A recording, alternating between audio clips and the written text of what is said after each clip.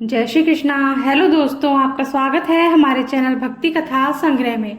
आज हम आपके सामने प्रस्तुत करने जा रहे हैं श्रीमद् भगवद गीता का 15वां अध्याय। ओम श्री परमात्मने नमः। 15वां अध्याय इस प्रकार है। उसके उपरांत श्री कृष्ण भगवान फिर बोले कि हे अर्जुन, आदि पुरुष परमेश्वर रूप मूल वाले और ब्रह्मा रूप मुख्य शाखा वाले जिस संसार रूप पीपल के वृक्ष को अविनाशी कहते हैं तथा जिसके वेद पत्ते कहे गए हैं, उस संसार रूप वृक्ष को जो पुरुष मूल सहित तत्व से जानता है, वह वेद के तात्पर्य को जानने वाला है। हे अर्जुन, उस संसार वृक्ष की तीनों गुण रूप जल के द्वारा बढ़ी हुई एवं विषय भोग रूप कोपलों वाली देव, मनुष्य और तिर्यक आदि योनि रूप शाखाएं नीचे और ऊपर सर्वत्र फैली हुई हैं तथा मनुष्य योनि में कर्मों के अनुसार बांधने वाली अहंता, ममता और वासना रूप जड़ें भी नीचे और ऊपर सभी लोकों में व्याप्त हो रही हैं। परंतु इस संसार वृक्ष का स्वरूप जैसा कहा है वैसा यहाँ विचार काल में नहीं पाया जाता है, क्योंकि न तो इसका आदि है और न अंत है तथा न अच्छी प्रकार से स्थिति ही है।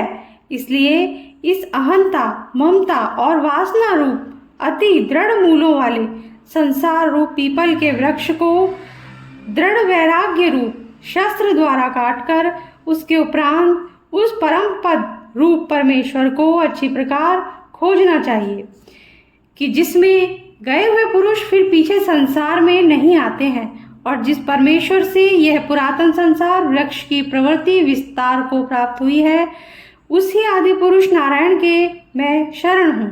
इस प्रकार दृढ़ निश्चय करके नष्ट हो गया है मन और मोह जिनका तथा जीत लिया है आसक्ति रूप दोष जिनने और परमात्मा के स्वरूप में है निरंतर स्थिति जिनकी तथा अच्छी प्रकार से नष्ट हो गई है कामना जिनकी, ऐसे वे सुख दुख नामक द्वंद्वों से विमुक्त हुए ज्ञानी जन इस अविनाशी परम पद को प्राप्त होते हैं।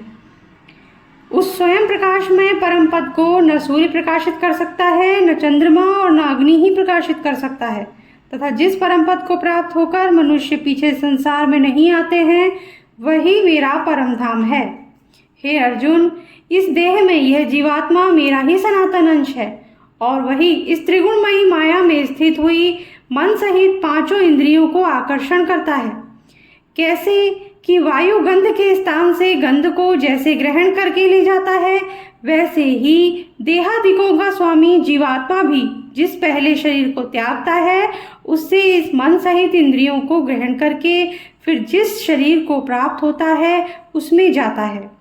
उस शरीर में स्थित हुआ यह जीवात्मा श्रोत्र, चक्षु और त्वचा को तथा रसना, घ्राण और मन को आश्रय करके अर्थात इन सबके सहारे से ही विषयों को सेवन करता है। परंतु शरीर छोड़कर जाते हुए को अथवा शरीर में स्थित हुए को और विषयों को भोगते हुए को अथवा तीनों गुणों से युक्त हुए को भी अज्ञानी जन नहीं जानते हैं। केवल ज्ञान रूप नेत्रों वाले ज्ञानी जन ही तत्व से जानते हैं, क्योंकि योगी जन भी अपने हृदय में स्थित हुए इस आत्मा को यत्न करते हुए भी तत्व से जानते हैं और जिन्होंने अपने अंतःकरण को शुद्ध नहीं किया है, ऐसे अज्ञानी जन तो यत्न करते हुए भी इस आत्मा को नहीं जानते हैं। हे अर्जुन, जो तेज सूर्य में स्थित हुआ संपूर्ण जगत को प्रकाशित करता है तथा जो तेज चंद्रमा में स्थित है और जो तेज अग्नि में स्थित है, उसको तू मेरा ही तेज जान और मैं ही पृथ्वी में प्रवेश करके अपनी शक्ति से सब भूतों को धारण करता हूँ और रस स्वरूप अर्थात अमृतमय चंद्रमा होकर संपूर्ण औषधियों को अर्थात वनस्पतियों को पुष्ट करता हूँ तथा मैं ही सब प्राणियों के शरीर में स्थित हुआ वैश्वानर अग्नि रूप होकर प्राण और अपान से युक्त हुआ 4 प्रकार के अन्न को पचाता हूँ और मैं ही सब प्राणियों के हृदय में अंतर्यामी रूप से स्थित हूँ तथा मेरे से ही स्मृति, ज्ञान और अपोहन होता है और सब वेदों द्वारा मैं ही जानने के योग्य हूँ तथा वेदांत का कर्ता और वेदों को जानने वाला भी मैं ही हूँ। हे अर्जुन, इस संसार में नाशवान और अविनाशी भी यह 2 प्रकार के पुरुष हैं। उनमें संपूर्ण भूत प्राणियों के शरीर तो नाशवान और जीवात्मा अविनाशी कहा जाता है, तथा उन दोनों से उत्तम पुरुष तो अन्य ही है कि जो तीनों लोकों में प्रवेश करके सबका धारण पोषण करता है एवं अविनाशी परमेश्वर और परमात्मा ऐसे कहा गया है। क्योंकि मैं नाशवान जड़ वर्ग क्षेत्र से तो सर्वथा अतीत हूँ और माया में स्थित अविनाशी जीवात्मा से भी उत्तम हूँ, इसलिए लोक में और वेद में भी पुरुषोत्तम नाम से प्रसिद्ध हूँ। हे भारत, इस प्रकार तत्व से जो ज्ञानी पुरुष मेरे को पुरुषोत्तम जानता है, वह सर्वज्ञ पुरुष सब प्रकार से निरंतर मुझ वासुदेव परमेश्वर को ही भजता है। हे निष्पाप अर्जुन, ऐसे है अति रहस्ययुक्त गोपनीय शास्त्र मेरे द्वारा कहा गया है। इसको तत्व से जानकर मनुष्य ज्ञानवान और कृतार्थ हो जाता है, अर्थात उसको और कुछ भी करना शेष नहीं रहता है। इसी के साथ 15वां अध्याय समाप्त होता है। इस अध्याय में भगवान ने अपना परम गोपनीय प्रभाव भली प्रकार से कहा है। जो मनुष्य उक्त प्रकार से भगवान को सर्वोत्तम समझ लेता है, फिर उसका मन एक क्षण भी भगवान के चिंतन का त्याग नहीं कर सकता है, क्योंकि जिस वस्तु को मनुष्य उत्तम समझता है उसी में उसका प्रेम होता है, और जिसमें प्रेम होता है उसी का चिंतन होता है।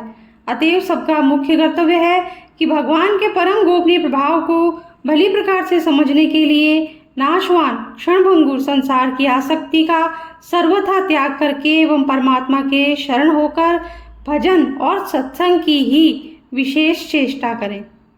इसी के साथ आज का वीडियो हम समाप्त करते हैं। अगर आपको पसंद आया हो तो जल्दी से लाइक कर दीजिए, और चैनल को सब्सक्राइब नहीं किया है तो प्लीज़ सब्सक्राइब कर दीजिए, बेल आइकन प्रेस कर दीजिए, ताकि हमारे आगे आने वाले वीडियोस भी आपको आसानी से मिल सकें। Thank you. जय श्री कृष्णा।